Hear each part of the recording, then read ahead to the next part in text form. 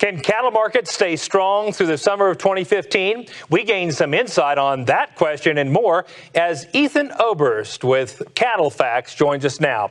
Ethan, you're an analyst in the Northern Plains. Let's begin talking about calving season. How did weather treat most folks in the Northern Plains? Yes, sir. Mother Nature was very cooperative so far this spring. Calving season was off to a good start. Most producers, got a good start to the 2015 calf crop, so off and running. And what's that going to mean in terms of calf supplies throughout the year, do you think? Well, with the USDA inventory report on January 1st showing 600,000 more cows this year, and anticipated 2015 so far showing expansion again this year, we anticipate a larger calf supply heading into the fall, and obviously that is going to weigh on calf prices a little bit. Calf prices are going to follow a little bit more seasonal pattern this year, making that cash low in the October-November time frame and peaking through the summer.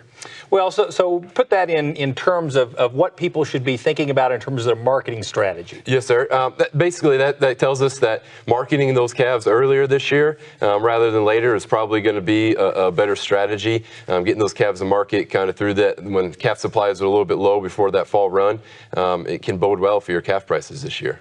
Let's talk about the feeder end of things. We anticipate kind of the lowest cattle numbers in terms of feed yards this year in 2015, as I understand.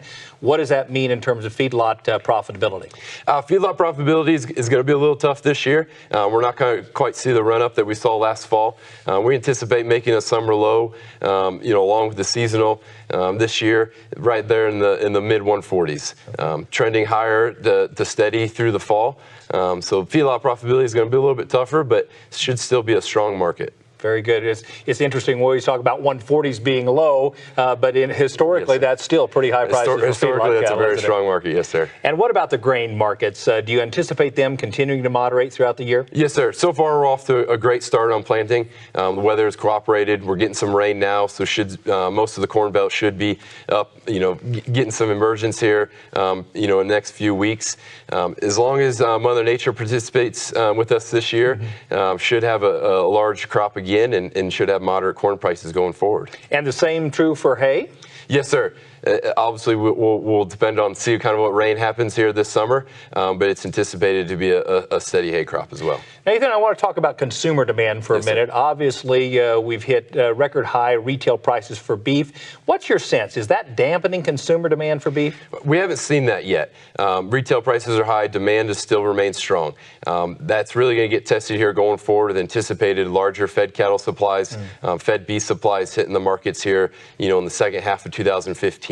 We also have a little bit of pressure on that demand from competitive proteins.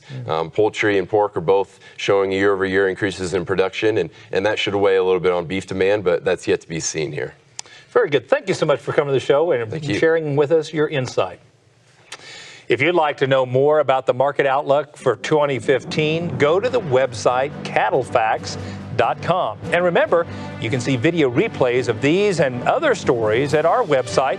That's cattlemantocattleman.org.